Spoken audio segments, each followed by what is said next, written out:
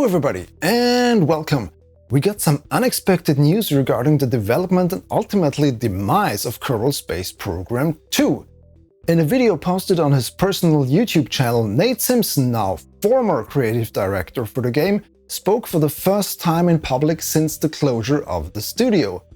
Since I have brought you a couple of deep dives into the history of KSP2 development, I thought it was fitting to talk about this for a little while, sort of as the final chapter in this saga, at least until Nate is no longer held back by NDAs one day and maybe can share his side of this sad story in more detail. So, subscribe for sad stories? Nate's video, filmed in one take in his car, is 13 minutes long, with him being very honest and also very vulnerable. I'm not going to go over every little detail, and there's a link in the description to it, but I want to highlight a couple of things and then maybe offer up something for a broader discussion to all of you guys at the end. If you expected to hear details from Nate about the development process or corporate decisions that were made or what ultimately led to the decision to close Intercept Games, the studio that developed KSP2, you are going to be disappointed. As I said, he is still bound by non-disclosure agreements, and I would expect his severance package will include some type of clause tying it to that agreement. We learn from the video that he has worked on KSP2 for 7 years, which coincides with the timeline I was able to find out for my development history video. Nate also says that his main role during the time was to kind of knowing on the first day I worked on it what shape it needed to be, and then pushing with all my might on the world's heaviest boulder for 7 years. And sometimes with the help of some really, really talented people, that boulder moved a little bit, but it was very hard work for everyone involved. It was not an easy project to work on. Basically, he acknowledges that the project had issues from the start and that progress was slow and tedious without going into further detail. One thing that stands out to me here, as well as back in 2019 when I spoke to him for the first time, is that he always appeared to have a clear end goal for Kerbal Space Program 2 in mind, from the perspective of what the game should actually be. This is in stark contrast to how one of the current potential heirs to the Kerbal throne, Kitten Space Agency, is being developed. I'm not going to get into details about that here, just an announcement. I did an interview with Dean Hall, CEO of KSA development studio Rocketworks, where we talked about that. So make sure you don't miss that. Just one detail: instead of having an end goal in mind, KSA is being developed laying the technological foundation first and finding the fun and holding onto it for dear life, direct quote by Dean, later. I'm not going to judge either approach here because both have their merits. Coming back to Nate's video, he said that the final year, the year after KSP2 went into early access, was the most difficult one, but also the one where the most progress was made. Judging from his comments, he was painfully aware that the state the game was delivered in did not live up to the promises that he himself had made to players leading up to that release. During that time, as the sort of face of the project, and as the person who had made a lot of promises to the community about what the game would contain, once we were out, once people were spending money on it, I personally felt a huge burden of responsibility to deliver against those promises. Nate continues on to apologize to his former co-workers, specifically the design team, who he apparently contacted in the middle of the night and during weekends. I know that I was a source of stress in your lives, and I am sorry for transmitting the stress that I was feeling to you all. As we all know, despite the studio's efforts, the project was shut down in June 2024 when Intercept Games was closed by parent company Take-Two.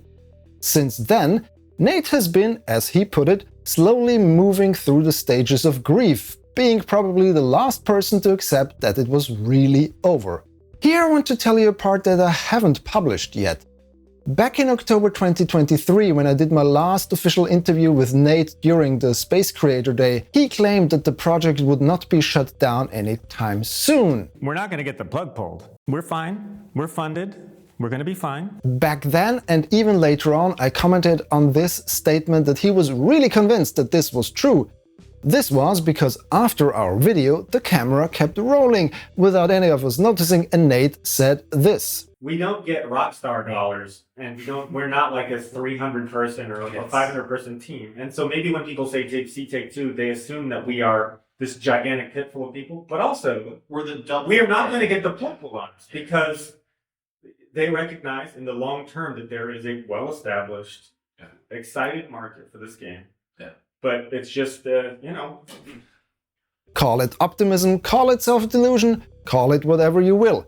But Nate genuinely believed that KSP2 would get the time and resources needed to finish it. In his video, Nate also acknowledges that the ultimate failure of the game would be laid at his feet. I would assume that there's potentially some radioactivity around my name. I am associated with a failure to deliver against some very big promises. This and other things he mentions show us that he hasn't been able to land a new position in the games industry yet. An industry that he still wants to be a part of, but potentially in a different way than before. Instead of being a person that tells others what to do, he has started learning Unreal, animation and Blender and wants to see how much only a handful of people can do. Despite this attempt at a positive spin, the entire video is still very sad to watch, especially if you compare this to the first public appearances of Nate back in 2019 when KSP2 was just announced. The experience of having his dream project taken away from him has clearly shaken him to the core. Reactions to the video were mixed. A lot of sympathy came through and a lot of people that thanked Nate for getting KSP2 at least as far as it got. But there were also many people who put the blame on why the project was cancelled squarely on Nate and are not ready to let go of this. There's the saying, it takes a village to raise a child. It goes both ways. Just like not just one person should take credit when something succeeds, it is never a single person's fault when something goes awry.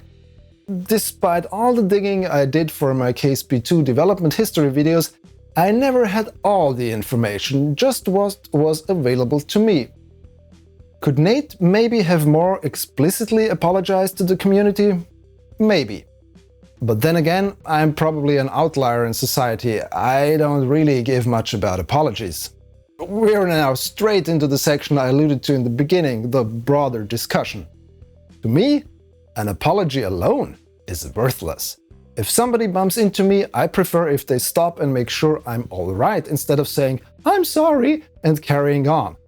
I can't tell you how much I hate teachers or parents forcing kids to apologize so they can hear those magic words, "I'm sorry," even if the kid doesn't mean it at all. Which is why I teach my kids, don't apologize, make up for it. Deeds are more meaningful than words. Let me know in the comments what you think of that approach in general.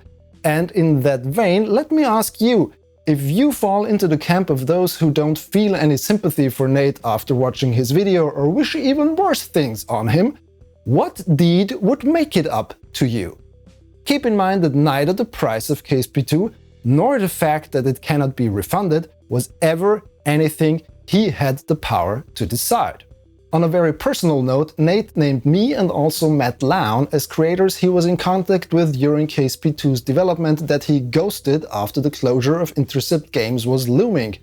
To me, it was always clear that this was never his intention, with Take-Two's legal pitbulls being what they are. So, no harm done here. And having spent time with Nate during events outside of the official interview parts, I have to say the video was in parts a tough watch, with Nate showing the vulnerability he did during those 13 minutes. From a human perspective, I hope Nate will be able to work through this. It is clear from the video that he hasn't fully processed this yet. From a professional point of view, I hope he can learn how to avoid mistakes that were made during KSP2 for upcoming projects he will work on. And I am pretty sure he will work on things in the future. It would be a waste of creativity and passion if he didn't. So that's it. That is, for now, the final chapter in the 7-year-long roller coaster development of Kerbal Space Program 2. Maybe this is like the end of Empire Strikes Back. We're ending on a downer, but the next chapter in the space simulation game saga will lift our spirits back up again. I mean, the KSA kitten and the Ewoks are not too far apart anatomy-wise, aren't they? Once again, huge shout out to all my YouTube members and those who have joined over on Patreon. If you too want to support what I do here and you join one of the higher tiers, your name will show up here together with all of these wonderful people. Thanks again, everyone. I really appreciate it. Let's pour one out for the Kerbal franchise, but maybe Yoda was right. There is another. If you enjoyed this video, please subscribe to my channel for more and follow me on my social thingies. The links are in the description. Thanks for watching. Goodbye.